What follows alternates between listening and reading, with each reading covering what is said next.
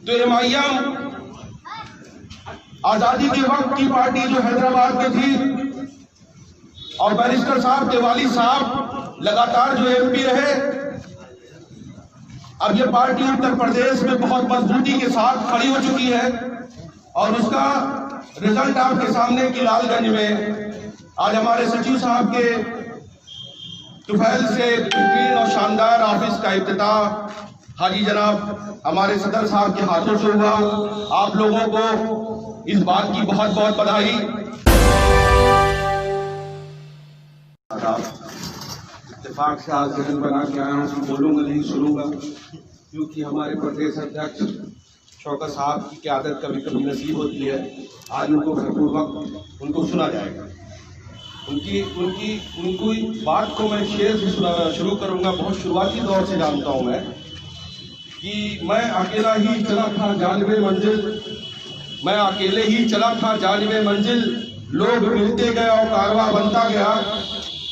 हाजी शौकत साहब ने जब एमआईएम की बुनियाद डालने के लिए हैदराबाद गए थे, वो वक्त मुझे याद था, और इनके साथ सिर्फ 4 लोग थे। लेकिन आज बहुत खुशी की बात है कि मैं जिधर जाता हूँ, जहां जाता हूँ, इत्तेहादुल मुस्लिमीन के झंडे इस बात को साबित करते हैं कि हाजी साहब कितनी मेहनत की होंगे। और उसके बाद हमारे आजमगढ़ जिला की बड़ी खुशकिस्मती रही कि अब्दुल रहमान और पप्पू महाप्रधान साहब को इन्होंने जिला अध्यक्ष बनाया, तो एक पार्टी में एक अजीब सी जान आ गई। तो एमआईएम आजादी के वक्त की पार्टी जो हैदराबाद में थी, और बैरिस्टर साहब के वालिद साहब लगातार जो एमपी रहे, अब ये पार्टी उत्तर प्रदेश में बहुत मजबूती के साथ खड़ी हो चुकी है। और उसका रिजल्ट आपके सामने की लालगंज में आज हमारे सचिव साहब के तुफैल से बेहतरीन और शानदार ऑफिस का इफ्तिताह हाजी जनाब हमारे सदर साहब के हाथों से हुआ। आप लोगों को इस बात की बहुत बहुत बधाई, क्योंकि आज या कल पार्टी का वजूद, उसके संगठन का वजूद कार्यकर्ताओं से ही होता है। अब आज इस बात से मैं अब आगे बढ़ूंगा कि एमआईएम आज इतनी तेजी से जो आज आप पूरे हिंदुस्तान में देख रहे हैं फैल रही है, उसकी वजह आप लोग जानते हैं कि हिंदुस्तान के हालात, जब चारों तरफ अंधेरा ही अंधेरा, हम 70 साल 75 साल जिन सेकुलर पार्टियों को अपनी ढाल बनाकर उनके पीछे झंडा और डंडा और जिंदाबाद मुर्दाबाद करते रहे, वो पार्टियों ने जब अब वक्त आया है, जब चारों तरफ से दबाव बना, जब सरकारी मशीनरी बेगुनाह लोगों को बेवजह कानूनों में फंसाए जा रही है, जब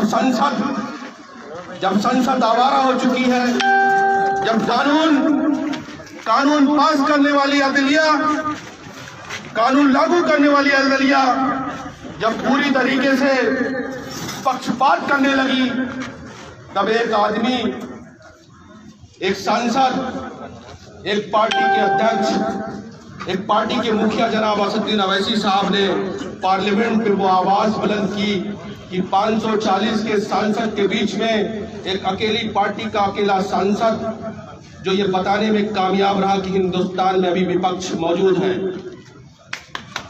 और वो विपक्ष की आवाज इतनी शानदार रही। मैं हमेशा कहा करता था कि हिंदुस्तान को 2 हिस्सों में पहले बांटा गया।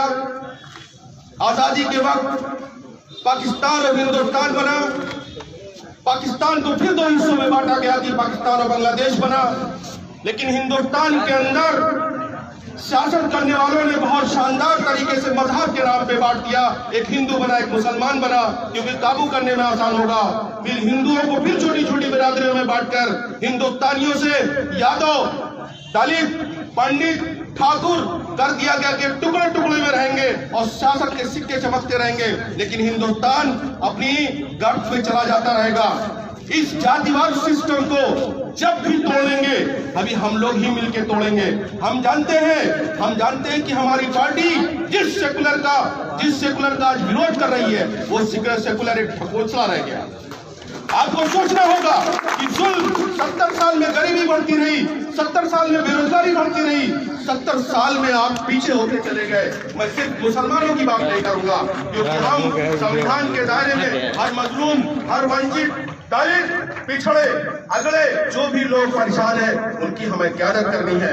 और आज वो क़यादत करने की जो ख्वाब हम देखते थे, वो आज आपके सामने एक बड़ा नेता, एक बड़ी हस्ती जिसके ऊपर उंगली उठाई ही नहीं जा सकती, असदुद्दीन ओवैसी के साथ हम झंडे के साथ अपने झंडे और अपनी आवाज को मिलाएंगे इंशाअल्लाह। अब ये बताए कि आप झंडे और झंडे का साथ मिलाएंगे कैसे? इसकी एक प्रक्रिया है। हिंदुस्तान एक डेमोक्रेसी और जमहूरियत है, जिसमें प्राइम मिनिस्टर हमारे माननीय नरेंद्र मोदी साहब का एक वोट और आपका एक वोट बराबर है। जब संविधान लिखा जाता था तब ये निरुक्त सरकार हो जाएगी। जब प्राइम मिनिस्टर की मनमानी करने लगेगा, जब सिस्टम आपकी बात नहीं सुनेगा, तो 5 साल में फिर चुनाव आता है। उसी चुनाव में आपको फिर सोचना होगा कि किस तरीके से हम इस सिस्टम को चेंज कर सकते हैं, और फिर ये सिस्टम चेंज करने का आपका वक्त आ रहा है। आप देख रहे हैं कि अराजकता किस तरीके से फैली है, बातें आपकी सुनी नहीं जा रही है, बेरोजगारी अपनी चरम पर है, महंगाई बढ़ रही है, लेकिन किसी को कोई परवाह नहीं है। इसके लिए हमें अपनी आवाज बनाकर एक संगठन बनाकर उठना होगा। राजनीति करने का मकसद ये है कि जब तक राजनीति में आप नहीं होंगे, तब तक कानून में आपका दखल नहीं होगा। जब तक कानून में आपका दखल नहीं होगा, तब तक आप अपनी बात नहीं मनवा सकते हैं। चाहे आप कुछ भी कर लें, तो आपका एक वोट एक क़यादत के बीच में, संसद से लेकर विधानसभा तक, संसद का इलेक्शन हो, विधानसभा का इलेक्शन हो, महाप्रधानी का इलेक्शन हो, प्रमुखी का इलेक्शन हो, पूरी ताकत और पूरी हिम्मत से लड़िए। आप ये मत सोचिए कि आप अक़लियत में हैं, आप मिनॉरिटी में हैं, आपके साथ लोग आज जुड़ रहे हैं। आप बिहार का चुनाव उठा के देख लीजिए, आज बिहार के कैंडिडेटों को उठा के देख लीजिए।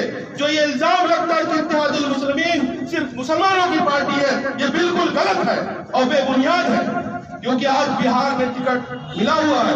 आप देख लीजिए, चुनाव की तैयारी आपके साथ लोग जुड़ने के लिए तैयार हैं। और राजनीति एक गणित का खेल होता है। 4% का आदमी 4 बार मुख्यमंत्री बन सकता है, 8% का आदमी रक्षा मंत्री बन सकता है।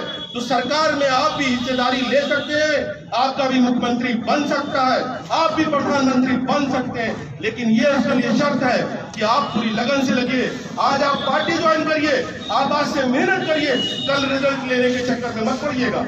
रिजल्ट थोड़ा देर पर आता है, लेकिन आता जरूर है। जब आप संगठित रहेंगे तो आपके साथ लोग जुड़ेंगे। जब आप संगठित नहीं रहेंगे, आप देखते हैं कि 75 साल से मैं मुसलमानों को कभी ये नहीं कहा कि मुसलमान सियासी तौर से बेदार नहीं है। ये सबसे बड़ा इल्जाम है। मुसलमान हमेशा सियासी तौर से बेदार रहा है, क्योंकि कभी भी जब उसको क़यादत मिली है, उसके पीछे वो खड़ा हुआ। क़यादतों ने धोखा दिया है, क़यादतों ने धोखा दिया है। मैं राजनीति को 20 साल से देख रहा हूँ, हमको पता गया है। हमने जिसको चाहा नेता बना दिया है, हमने जिसके पीछे खड़ा है उसको सीएम बना दिया है। ये इतिहास है, 20 साल का इतिहास है। हमने जिसको चाहा सीएम बना दिया। जिससे हम हटे वो सीएम की कुर्सी उसके पीछे से पिछवाड़े से हटे। तो लेकिन हमें सत्ता में जगह नहीं मिली। तो हम ये चाहते हैं कि आप अपने संगठन को मजबूत करिए। राजनीति को मुसलमानों तक सीमित नहीं रखना है, हमको दलित, पिछड़े, अगड़े जो भी मजलूम है उनको साथ जोड़ना है। राजनीति में दिमाग का इस्तेमाल करना है, जज्बात का नहीं। ये गणितों का खेल है, ये राजनीति गणितों का खेल है। आपका एक वोट बहुत बड़ा पावर है। आप जब मुत्तहिद होंगे तो आपके साथ गठबंधन होगा। आज आपकी सबसे बड़ी अग्नि परीक्षा बिहार है। उसके बाद आपका यूपी का जो 2020 या 2021 का पंचायती चुनाव है, यह रिजल्ट आपका 2022 का चुनाव तय करेगा। तो आप इस बात पे देखिए कि जो संगठन के लोग हैं, जो कार्यकर्ता हैं, जो पदाधिकारी हैं, पूरी लगन के साथ अगर लगेंगे तो मैं नहीं कहता हूँ कि ये छोटा चुनाव जो होता है, जो पंचायती चुनाव होता है, उसको निकालना बहुत बड़ी बात है। मेरे हिसाब से नहीं है बड़ी बात। आप अपने लगन को लगाइए, ये गणित का खेल है। आप एक बार गणित में आ जाए, आप बेहतरीन है, 17% है, आप 20% है। राजनीति को आप अपने कदमों में ला सकते हैं। राजनीति को अपने कदमों में जब तक नहीं लाएंगे तो संसद में 547 लोग बैठ के कानून बनाते हैं। तो कम से कम अगर आप अपने 40-50 सांसद बना दें, आप 40-50 विधानसभा बना दें, आप लोग आपको ये मनोबल तोड़ने के लिए कहेंगे कि आप तो सीएम तो बना नहीं पाएंगे, आप पीएम तो बना नहीं पाएंगे। मैं कहता हूं कि कौन पहले झटके में सीएम, ये जिस संघ की बात करते हैं, आज माननीय प्रधानमंत्री जी जो इस कुर्सी पे पूरे बहुमत के साथ आए हैं, इनको आने में 90 साल लगा है। उनका इतिहास रहा कि संघ 1925 में उसकी स्थापना हुई है। 1925 से उनका संगठन लगातार काम करता रहा, तो 2014 में जाके बहुमत में सरकार बनी। 2019 और 2014